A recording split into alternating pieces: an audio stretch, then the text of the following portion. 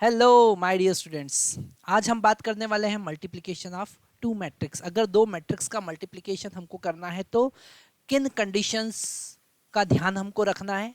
पहला, दूसरा, हमको मल्टीप्लिकेशन कैसे करना है, तीसरा, उसकी क्या क्या प्रॉपर्टीज हमारे पास हो सकती है। जैसे हमारे पास में एक मैट्रिक्स है ए, जो कि 3x3 का मैट्रिक्स है। ध्यान से आपको समझना है, 3x3 का मैट्रिक्स है। और बी मैट्रिक्स जो है वो हमारे पास में 2, यहाँ पर नंबर ऑफ रोज जो है वो 3 है, तो 3x2 का मैट्रिक्स है ना। तो यहाँ पर ए के जो नंबर ऑफ कॉलम है 1 2 3, और बी के जो नंबर ऑफ रोज हैं 1 2 3, वो इक्वल होना चाहिए। मतलब this one and this one should be equal. okay what should be the condition for the matrix multiplication? Number of columns of first, that is a. Okay, number of columns of a should be equal to number of rows of b, है ना। ए की जो columns हैं वो B के रो के बराबर होना चाहिए। ओके तो वो मैट्रिक्स का मल्टीप्लिकेशन पॉसिबल है। अब मल्टीप्लिकेशन कैसे करना है जरा ध्यान से समझना है। सबसे पहले कंडीशन चेक करना है। कंडीशन चेक करने के बाद में अगर आपको ए बी फाइंड करना है, ए इंटू बी फाइंड करना है, तो हम कैसे फाइंड करेंगे। यहाँ पर a इंटू बी फाइंड करने के लिए जो फर्स्ट एलिमेंट होगा वो कैसे फाइंड करेंगे।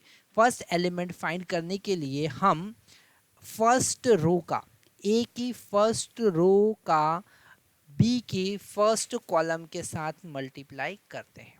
ओके तो यहाँ पर 0 इंटू वन 0 हो जाएगा, फिर 1 इंटू -1 -1 हो जाएगा, और 2 इंटू 2 कितना हो जाएगा, 4 हो जाएगा। ओके ऐसे ही हमको फर्स्ट रो का सेकंड कॉलम के साथ मल्टीप्लाई करना है। ठीक है, मल्टीप्लाई करेंगे तो 0 इंटू -2 कितना हो जाएगा, 0 हो जाएगा। ओके 1 इंटू 0 कितना हो जाएगा, +0 हो जाएगा, और 2 इंटू -1 कितना हो जाएगा, -2 हो जाएगा। Okay same as it is अगर हम सेकंड रो फाइंड करना चाहें तो वहाँ पर सेकंड रो का, अब ये फर्स्ट रो का तो काम खत्म हो गया, फर्स्ट रो का काम खत्म हो गया, सेकंड रो की बात करेंगे। तो सेकंड रो का फर्स्ट कॉलम के साथ मल्टीप्लाई करेंगे, 1 into 1 that is equal to 1 plus 2 into -2 that is equal to -2, तो यहाँ -2 लिख देंगे। Okay 3 into 2 that is equal to 6। Okay same as it is second column के साथ मल्टीप्लाई करेंगे तो हमको मिलेगा -2, 2 into 0 that is equal to 0, और 4 into -1 that is equal to -4।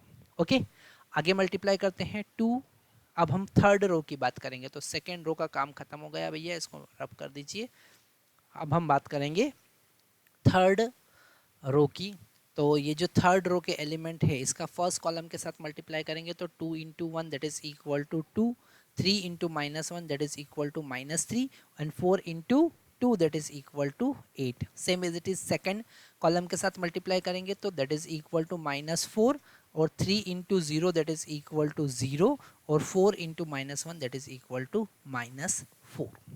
Okay तो यहाँ पर अगर हम इसे अब सॉल्व करेंगे तो A B is equal to क्या मिलेगा हमको, A B is equal to मिलेगा minus that is equal to 3, यहाँ पर ये हो गया -2, यहाँ पर हो गया 7 -2 दैट इज इक्वल टू 5, ये हो गया -6, यहाँ पर हो गया हमारे पास में 5 + 2 दैट इज इक्वल टू 7, और ये हो गया -8। तो ये हमारे पास इनका मल्टीप्लिकेशन आया। अब हम यहाँ पर मल्टीप्लिकेशन का ऑर्डर अगर देखें तो वो हमको मिल रहा है, यहाँ पर नंबर ऑफ रोज जो है वो 3 है, और नंबर ऑफ कॉलम कितने हैं, 2 है। तो 3x2 का मैट्रिक्स मिलेगा, है ना। जैसे कि अगर हमारे पास में ए जो मैट्रिक्स है वो n1, या हमें लिखें p×q का मैट्रिक्स है, या n1 m1 के टर्म में लिख लेते हैं।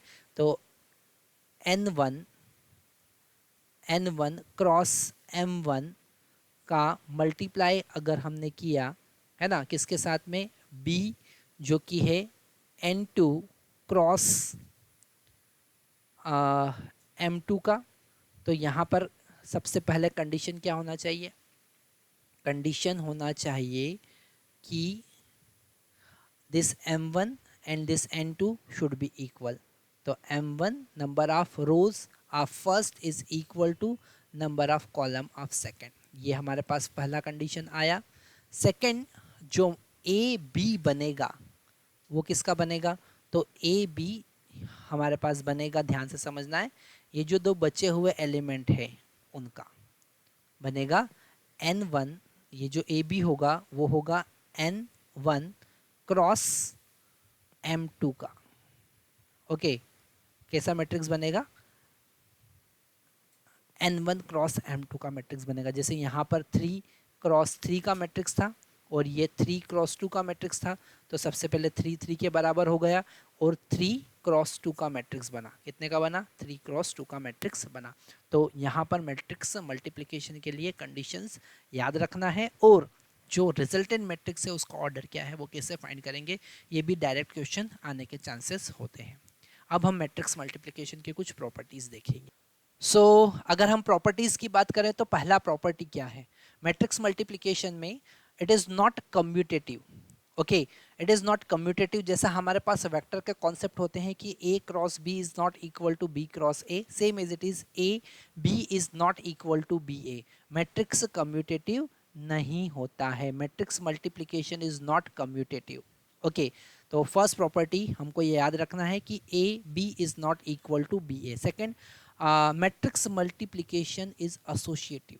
मतलब कि अगर आपने ए का मल्टीप्लाई बी सी का मल्टीप्लाई किया और फिर ए का मल्टीप्लाई किया, या फिर ए बी का मल्टीप्लाई कर दो और फिर सी का मल्टीप्लाई कर दो, तो वो इक्वल ही होगा. एसोसिएटिव लॉ को फॉलो करता है. ओके, एसोसिएटिव लॉ को फॉलो करता है. मैट्रिक्स मल्टीप्लिकेशन एसोसिएटिव होता है, इसे हम हाईलाइट कर लेते हैं, ये कम्यूटेटिव नहीं होता है. सेकंड, डिस्ट्रीब्यूटिव प्रॉपर्टी को फॉलो करता है. डिस्ट्रीब्यूटिव प्रॉपर्टी को फॉलो करता है मतलब कि ए का अंदर आप मल्टीप्लाई कर सकते हो. ए प्लस बी फाइंड करो और फिर उसका ए के साथ मल्टीप्लाई करो, या ए बी प्लस ए सी आप कर दो, बात एक ही है. एक और property next, multiplication bye unity matrix का कोई फर्क नहीं पड़ेगा. अगर आपने आई का मल्टीप्लाई कर दिया तो वो ए के बराबर ही होगा. ओके, अगर a is not equal to 0, उसका डिटर्मिनेंट अगर 0 नहीं है, मल्टीप्लिकेटिव इनवर्स एग्जिस्ट करते हैं. If a is not equal to 0 मतलब a dot a inverse equal to a inverse dot a equal to i. ठीक है, अगर आपने a का a इनवर्स के साथ में मल्टीप्लाई कर दिया तो हमको यूनिटी मैट्रिक्स मिलेगा. जैसे कि x इंटू एक्स इनवर्स हमारे पास में 1 होता है, same is it is a dot a inverse हमको मिलेगा i. ओके, अगर a एक स्क्वायर मैट्रिक्स है, ओके, तो हम लिख सकते हैं a into A is equal to A square, a into A is equal to A cube. ऐसा हम कर सकते हैं. अगर हम पावर 0 फाइंड करें तो हमको यूनिटी मैट्रिक्स मिलेगा, और power i raise to power n find करें तो 1 का पावर 1 ही होता है. ऐसा ही यूनिटी मैट्रिक्स का कोई भी पावर अगर हम फाइंड करेंगे तो हमको यूनिटी मैट्रिक्स ही मिलेगा. तो ये बेसिक कॉन्सेप्ट हमने मैट्रिक्स मल्टीप्लिकेशन से रिलेटेड समझे. Thank you very much.